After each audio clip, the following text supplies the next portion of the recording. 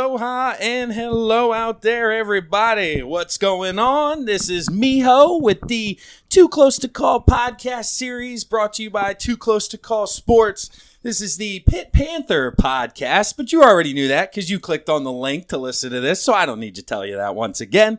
I am joined, as always, by my father, Pops, Chris Mahalik, Pitt Alumni, but today is actually a special edition episode. Pops, if you'll do the honors in introducing our third guest of today's episode. Thank you very much, Miho. It is my pleasure to introduce to the Pitt Panther podcast a longtime friend and a gentleman that I played baseball with the Pitt Panthers for back in the late 70s, early 80s. Rich, mediocre to average, Kline. Rich, welcome to the podcast. I just booted another one. Yes, Mr. Kline, welcome to the show. Well, thank you. Like you mentioned, teammate of my father's with the Pitt Panthers. What'd you play back in the day, man? What position were you? Well, I came to Pitt as a left fielder, and I left as a first baseman. A little bit of an adventure out there in left field, I'm gathering. Well, I'd like to think that it was because we didn't have a first baseman my senior year. There it is. And we needed there someone it is. Nicely answer done. the bell. Nicely done. Hashtag spin zone. But I am a plumber, yes. I was always a plumber. So. Exactly. I like it. But regarding our Pitt Panthers, I'm actually excited to have Rich as part of this podcast because, like me, and probably even more so, he's a Pitt Panther diehard. And one of the reasons was because he has a very special situation. His father, Stu, played football for Pitt Panthers, and maybe you want to expand on that a little bit, Rich. Well, yeah, my dad was one of the Pitt Rocks back in the late 40s, early 50s. He was a center, and they beat some good teams back then. They never had the stellar record that you talk about years later. But, they went to Ohio State and beat Ohio State one year. They went to South Bend. They knocked off Notre Dame. I think they may have beaten Penn State. And back then, Army and Navy were good. And they might have beat Army once. I don't know. But, so, my dad was a football player at Pitt. And we celebrated some wins together. And we agonized over a lot of losses together. So you grew up in Miami, Florida.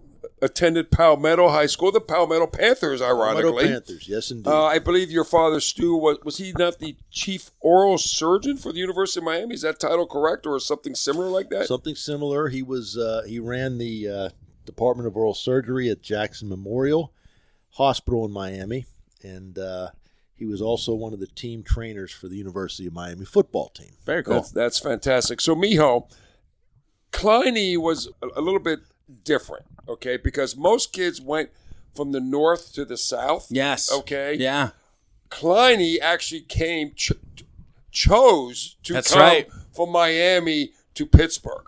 Okay? And one of my funny stories before we start talking Pitt Panther football is our freshman year, we're having our first snowball fight, and I threw a snowball at him, and he ducked, and the snowball hit the wall, and he looked at me and goes, "Hawk, it sticks."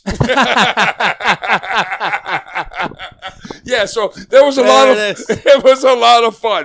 And that one other one here. We go to the gym to play basketball, and basketball was not very big in Miami at that time. And he looked at the basketball and he said, "Hawk, in Florida, something this big and orange, we peeled it." I remember that as well.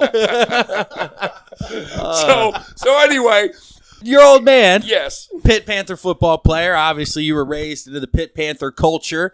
Long-time season ticket holder, long-time attendee. Like you mentioned, a Pittsburgh gentleman, lives in the Mount Lebanon area. We're from eastern Pennsylvania, so we give more of the eastern PA feel. So obviously we'll get the local Yinzer perspective from this time, absolutely. Sure. So without complicating things too much here, without getting too crazy, too structured, 7-5, Kline?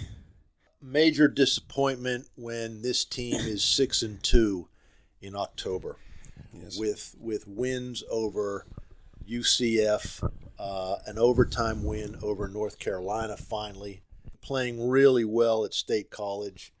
To go 1-3 down the stretch in November, I speak for every Pitt fan out there. Major disappointment. No way to argue that. Major disappointment. That's true.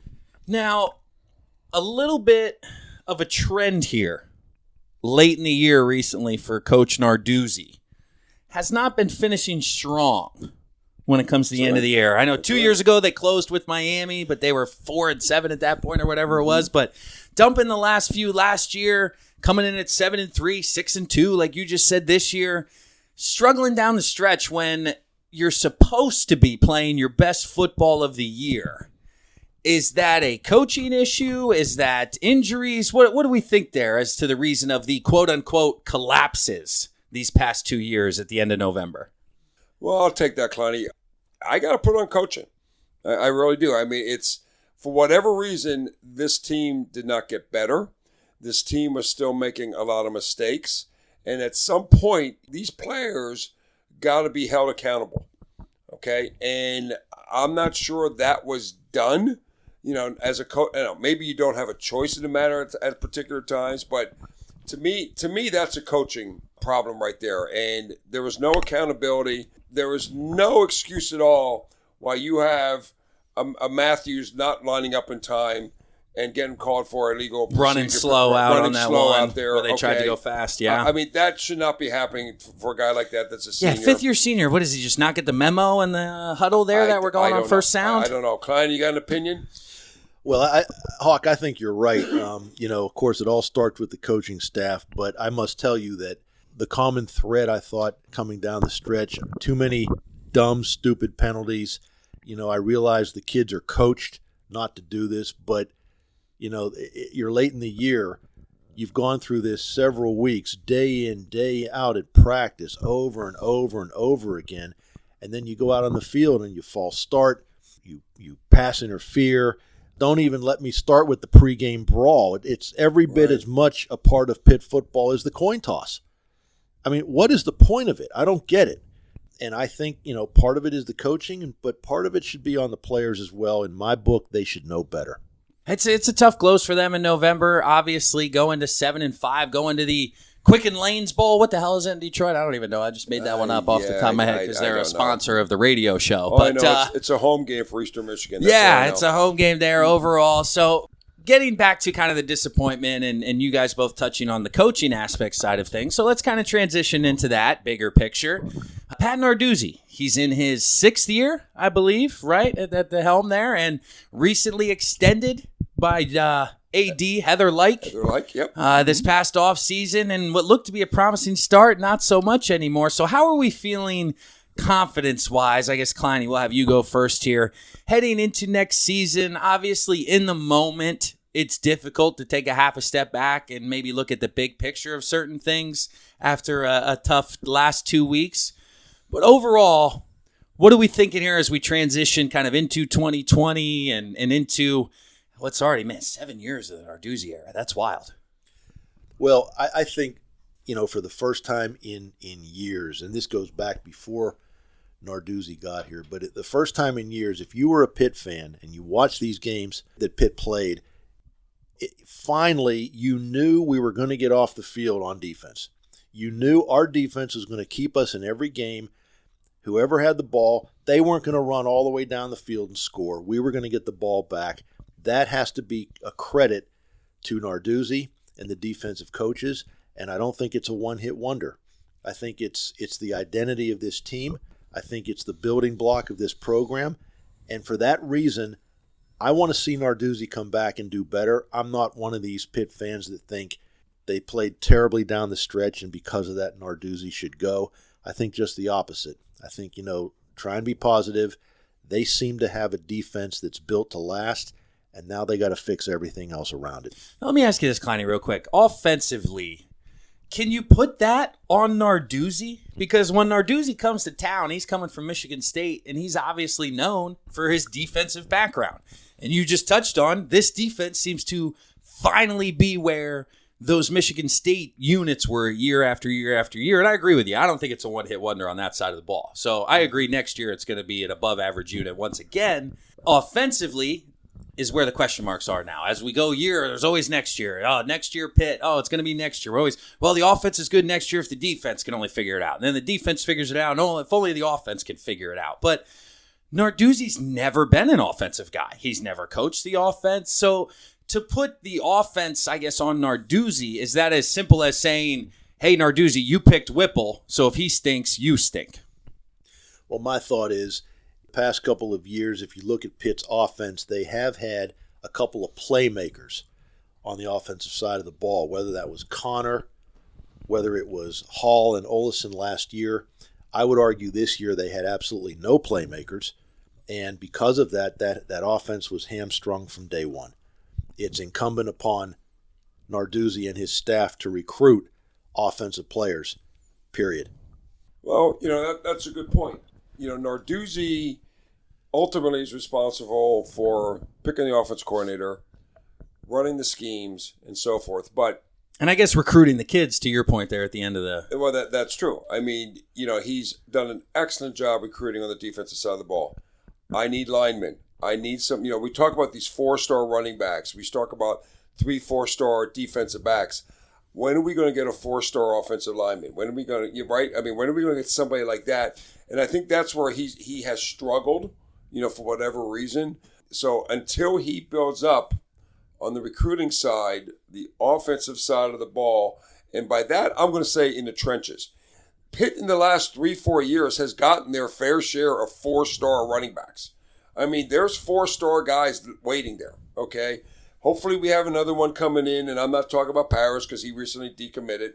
But, I mean, there's 4-star guys there. We need linemen, and we need quarterbacks. That's where I was going with that, quarterbacks. Not only Pat Narduzzi, but why can't the University of Pittsburgh recruit a quarterback? Mac Brown goes to Carolina for 4 months. Dude pulls a stud. Yeah, it's been 6 years. Yes. Yeah, that's right. Is it evaluation? Well, is it choosing? What are your thoughts there? My thoughts are that until last year, until this year, Narduzzi was known for defense, and we're going to run the ball. The college game today has changed. It's throw the ball, right? Oh, spread them out for sure. Spread them out. Narduzzi does not do that. So if I'm a quarterback coming out of high school and I like to sling the thing, am I really going to Pittsburgh? Who's going to, grind the ball, run the ball? And I think his philosophy changed this year in hiring Whipple and going to more of a pass-oriented offense will help his recruiting in the future with a quarterback. If you're a quarterback, why would you not want to play in a Mark Whipple offense? Yeah, I have to agree with that. Of course you do. That's why you're here. Recall the year Canada was here. Matt Canada was here. Good point. And think about the offense he had. He had NFL talent all over the place. Yes, he did. And it wasn't a pro offense. It was a wide open jet sweeps, shuffle passes, throwing the ball to Connor in the flat, plays that worked because he had a lot of talent around him. To Hawk's point, it all starts with bringing in the right quarterback that can make plays, that can throw the ball, run the ball, be a leader, that's tough. I don't think we have that today, and it's my hope that in the next year or two we find that guy to lead this offense. You want to expand on that point? You don't think we have that tough leader? Here's my beef with Pickett. And mind you, I understand that, when you give him 40 tosses a game and he completes 30 of them, that's a good day numbers-wise. No question about it. But if you've watched Pitt this year, the wide receivers get a lot of criticism. Much of it is deserved for dropping passes right in their arms, right in their hands, right in the numbers. But there's been a lot of balls that Pickett has thrown behind his receivers. There's been a lot of short passes that he's thrown a 92-mile-an-hour fastball, and that's not making plays. We need a quarterback that will not only make those plays, but will also be a leader on the field, especially when you're running an offense that's been so woefully deficient as this offense has been, especially in the second half. They can't score points. You need a leader that these kids are going to look at and play for. So, Kevin, Miho, you were a quarterback. Yes. What do you think of that? What do you think of those thoughts? Do you think Pickett is a leader? Do you think he's getting in the face of people when needed? Do you think he controls the huddle? I do, but I also think he becomes like a circumstance of his environment. We saw this year that some of his best games came when he was most effective running the football. Right. Like against Carolina, ran for 40, 50 yards, threw the ball extremely well. Penn State earlier in the year was extending plays, kind of running around, making plays that way. So Pickett is a prototypical college quarterback in the fact that when he uses his legs, that's when he's most effective in using that dynamic. He's not a sit back in the pocket, put everything on the money type of passer, because I totally agree with you, Kline. There are multiple passes over the middle where it's on the guy's back shoulder instead of front shoulder. He drops it. They're going, that's a horrible drop. But me as a quarterback going, yeah, but that ball's not where it should be. That ball's not placed. If and a lot of these, I'd have to go back and watch film again, but I'm thinking with a lot of these short crossing passes, Maurice French type of passes, Valik Carter, if you don't put it on the money and allow those guys to continue to run and catch the football, they got to stop their momentum, turn around, and then because they're turning, they got to stop, start again. All of a sudden, the defense is closing. So it was really just all of the above, and we've touched on it in games past. It also comes down to the fact that a quarterback looks a hell of a lot better when you can get a 70-yard touchdown pass in one play. Yes. Like when you go deep to Shockey Jacques Louis against Carolina, holy shit, you had a good football game, Kenny. Weird how that happens. He did have a good when you can get big plays from other individuals and you yourself put it where it needs to be, because that long pass was where he could catch and run. Right on the money. All of a sudden, you put together a few things, you get into a rhythm, you start feeling good about yourself, because Pitt offensively, when they had to go 8, 10, 12 plays, by the 6th, 7th, 8th play, false start, drop pass, illegal procedure, fumble, everybody saw it. And just the lack of big play inhibited this offense because they weren't talented enough to do it over and over and over again. And Kenny being a senior, a lot of people are high on him possibly playing on Sunday. Senior next year. Next year, yes. Going to be a senior, and then after next year, possibly going to the National Football League, because the kid's got an arm. He can make the throws. It's just a matter of becoming more of an anticipatory passer and not a reactionary passer. Throwing some individuals open and not waiting for them to become open and then throwing them the football. I need you to be able to read the defense, understand, and be able to see the future in your mind of where people need to be, put the football into that area, and then let your athletes, who you guys are talking about, these 4-star player of the year in New York coming in. They got this Jalen Braden, wide receiver, Jordan Addison, they have wide receivers coming in. There's speed coming. So that, to your point, again, full circle here, Kline. Next year is the ride or die year for Kevin Mahalik and Pat Narduzzi. The schedule lines up where you got to win football games. The talent on defense is there where you're going to be a dominant defense. And offensively, you're going into the second year with an offensive coordinator and a senior quarterback and 4 out of 5 returning offensive linemen. 3.5, whatever you want to call it. We had some rotation there. The only one that loses is Ulizio, the right tackle. Who was there from Michigan and was so anyway. But I know Hoy and Cradle, I think. And Morrissey's back. Morrissey's back. Yep. So, I mean, the ingredients are there for a 9 to 10 win football team in 2020. I agree. In the city of Pittsburgh. And if it's not at least 9, oh, man, we're going to have some tough conversations. Yeah, the seat has to start getting very, very warm if they don't perform to a 9-win season, especially, Miho, if they're 7-1. And they end up 8-4 again. Yes, my goodness. It just, come November, you got to play your best football, and Pitt simply doesn't do it. Yeah, and that was another thing. You just said second half. It clicked my mind again. I feel like early in Narduzzi's tenure, he was very good at making halftime adjustments and coming out in the second half. And then this year, they couldn't score a point outside of the second quarter. You know what? Their average points per game in the second half was something like 8. It was poor. It was single digits. It was absolutely poor. Yeah.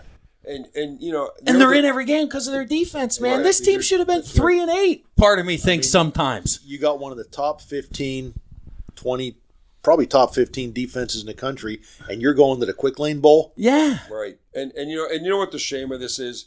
A couple of years back, the year they beat Clemson, they had, and Penn State, they had an exciting offense, and they didn't have the defense. Right. I mean, if this program could ever put it together where they have both sides of the ball. And that's what I'm saying, man. Senior quarterback, 4 to 5 linemen back, all this influx in offensive talent. If it doesn't happen next year, it ain't happening.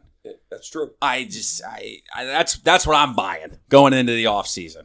Going, man, I'll give you one more. I got no problem. I'm still in your corner. But if we're not dancing in 2020, if we're not, and I also think, Miho, that this recruiting class coming in, I think it's critical that this class stays intact. Okay, so, we saw The word is they are, except for Parrish. So far, yes, it has. But, let's wait another week and see what happens. But if he can keep this together, it's probably his best recruiting class yet. Well, here you go, Kline. Right? Recruiting quarterbacks. Tate Rodemaker, late guy they're trying to pull from USF. Well, apparently Baylor University as well as Florida State are saying, come play football for me. If I'm Tate, why am I going to the University of Pittsburgh? He's on his way to Florida State. There's no way around it. You think so? He grew up an hour and a half away. Even with a new guy, Novell, could be bad, could be not. You think it's just the Woe Seminole pulling him in? From what I understand, Pitt has made him their priority. Florida State has offered this kid and another kid from Mississippi. Okay, that's good. Okay, it's kind of interesting. Good intel. Welcome to the pod. Thank you so much. There it is. I'm honored to be here. But at the same time, that's good stuff. Miho, 15 minutes in, he contributed. That's good stuff. Good stuff. Don't worry, I'll clip this little part. We'll just run that. Five Yinglings in, I contributed. The lure or the pull of playing at Florida State, right down the road from where he grew up. Yeah, it's tough. Probably is going to go there. But then we don't have another guy. We don't have another guy, which is concerning. But to Hawk's point about this year's recruiting class, let me just add, the 21 class has 2 kids, and they're both 4 stars. Correct. Yes, I did see that. To your one guy just got up to a 4-star, I believe, just recently. That's correct. In one of the polls. And Miho, I speak for every Pitt fan. I don't care if you agree with me or not. To your point, if they can put it together on the field next year, that 21 class could be really, really special. They pull Elliot Donald in there, too, who apparently is supposed to be, obviously everybody knows Aaron Donald. He hasn't verbaled yet, but he would be in that class as a 4 or 5-star kid. And those back-to-back recruiting classes could be the foundation finally being built for Narduzzi and Pitt football. I agree with you. So I think it just adds to how important this coming year is for Pitt. I honestly think, and I may be wrong, but you're probably wrong. I am probably wrong, but I think Virginia Tech shit show. There we go. Okay, all right. Let's go. That's Miho. Let me apologize to the Hokie Nation. Okay, they don't want your apology. I was wrong. Your words are on their blackboard in the locker room. I was wrong. It wasn't a shit show, but honestly, after week 4, it was a shit show. But they got their act together, and kudos to the turkeys. But anyway. See, now I've completely forgot my point. Successful mission. Oh, shoot. I apologize. No, excuse me. I know what I was going to say. Okay. I honestly feel, and this is important for Pitt, that I think Narduzzi wants to be here. This is not a stepping stone. A lot of coaches in the past have come here, i.e. Mr. Christ. We're going to go to Pitt for 3 years until That's tough. Wisconsin was home. Wisconsin. I mean, I think Narduzzi wants to be here, and I just want him to have success so he can continue to be here. And I think this program continues to need stability. Here's the problem, though. Who's the quarterback in 2 years? I would have to say right now it's Beville. Right? And that's, early returns are, he could improve, but that's what I'm just saying as we continue to kind of look forward and moving. You got a senior quarterback, but who's after him? Hopefully it would be this Beville kid, Davis Beville, right? Or Patty. What year's Patty? Redshirt freshman? He obviously played. Yeah. So Patty would be late in his tenure. Patty could be the guy. He is a redshirt freshman, I believe. Nowadays in college football, the transfer portal has shaken up everything. Yeah. And while that's true too, grad transfers. Yeah, no Peterman. I don't think but no football team wants to live by the transfers. Right. Certainly Pitt hit the lottery when they got Peterman, but they threw craps when they got Max Brown. Yes. So if you have a little bit of a bridge you have to bridge from Pickett to the next guy, maybe a grad transfer is the way to go. I don't know. Hopefully this Beville can throw it all over the yard and he's pretty good. So we'll see. One last thing here. Things are starting to come out. Rumors are starting to come out. Seeds that I was planting in October are starting to blossom here. Paris Ford going to the NFL. Patrick Jones going to the NFL. Both second-round grades, they would go. It's interesting. I think Patrick Jones is the more qualified person to go to the NFL right now. I think he's got a lot of the tools right now to be successful in the NFL. I would like to see Paris Ford stay another year. I think he would benefit by staying another year, to be honest with you. I mean, it all comes back to how they're graded out. I mean, if these kids are a first or second round, hey, go. That's I mean, what they both said, or at least according to sources. If I'm second or better, I'm leaving, which you can understand. And I certainly can understand that. But there's also the conversation of overall pick number 55 makes a hell of a lot less money than overall pick number 13, Mr. Paris Ford, come back to school another year, be the best safety in college football once again. I don't know how the hell he wasn't on that awards list this year. If you look at the stats of those guys, agreed. Unbelievable. Absolutely agree. Unbelievable. Yeah, Kid is and to a your player. point, Miho, I don't know what the safeties look like this year coming out compared to next year. Correct. Yes, we haven't done that. That's a good point. That's a good point. Absolutely right. But right now, if you would ask me, I think Patrick Jones is more NFL ready than Paris Ford. Well, let me ask you this. Are they both coming back? Well, it is Pitt. So they're both gone. They're both gone. Defense will take a step back next year. We've seen this before. But no, I said that in October when I'm going, this kid's in his third year. If he's making plays like this, he's out of here. Pitt wasted Paris Ford's career. Well, see, that's the thing about Pitt. They're going to get 8 games out of Paris Ford. Pitt, here's the difference between, like, say, the Pitt and the Penn States and the Alabamas of the world. You know, the kids at Penn State, they come, like, if Paris Ford's at Penn State, hypothetically, he's coming back to play for good old State U. Okay? Try Pitt, to win a Big Ten. Try to win a Big Ten. Try to win a national championship. Okay? At Pitt, 30,000 people there. This kid, he's gone. I mean, he's thinking, I got to get He's going to go pay for his family. And exactly. And Pitt does a very good job of doing that. Okay? Yeah. There's no denying that. So the difference is, I think, the culture at Pitt versus some of these other big-time That's a good point. Penn States. I mean, the college game day atmosphere isn't there to draw Paris Ford to say, yeah, I want to come back another year. And no disrespect to the two of you, he's not coming back for the degree either. Exactly. From the University of Pittsburgh. Exactly. It's not a Yale or a Harvard or point. so. Good point. It's true. But what do you think, Kline? You think either one ends up back? I think they would both benefit by coming back to the University of Pittsburgh. I'm not sure they both do, but I think they would both benefit from it. I agree on that, Miho. I just, I think kids today, yes, if they stick around and elevate their draft stock, they could add a lot of money to their first contract.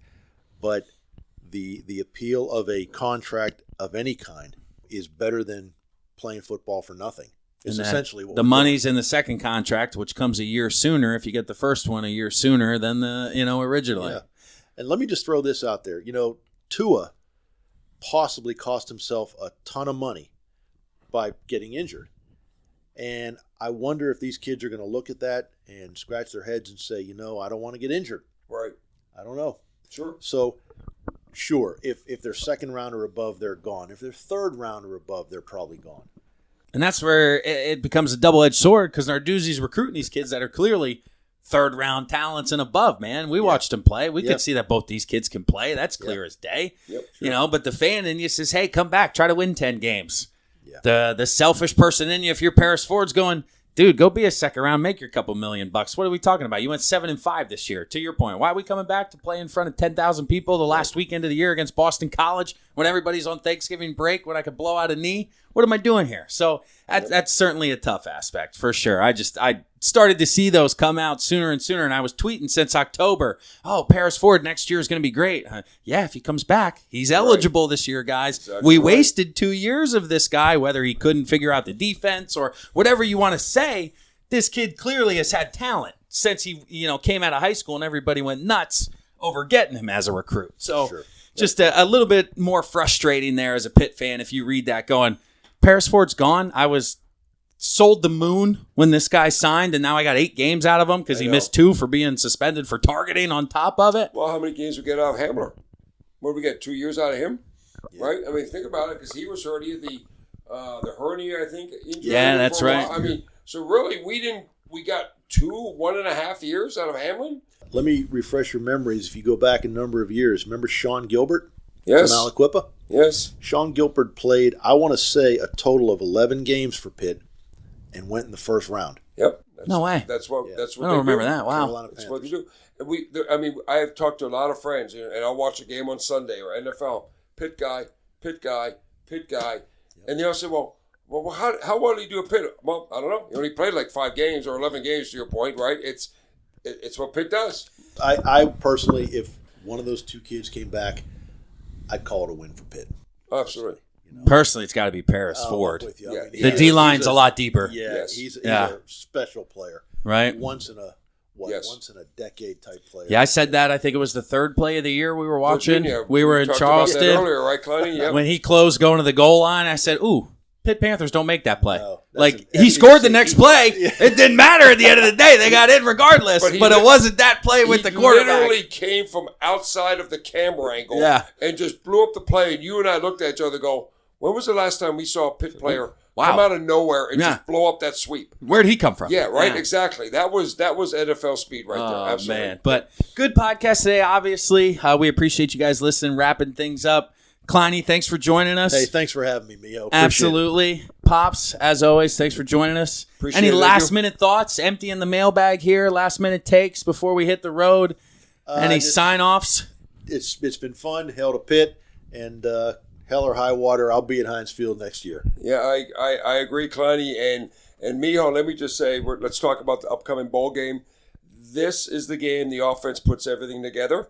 And so for those That's of you the that eighth time. the eighth time that you've heard this, I like You know what? God damn it, Pops. You're right. This is the week. The Thank you. offense puts it Thank together. you. I was the voice of reason for 2.5 Pitt- months. Pitt 35, Eastern Michigan 10. That's it. And to all your listeners, hopefully maybe Mijo and I will be talking some Pitt basketball in the future. That's it. Alik and Ak and hail to Pitt. Peace.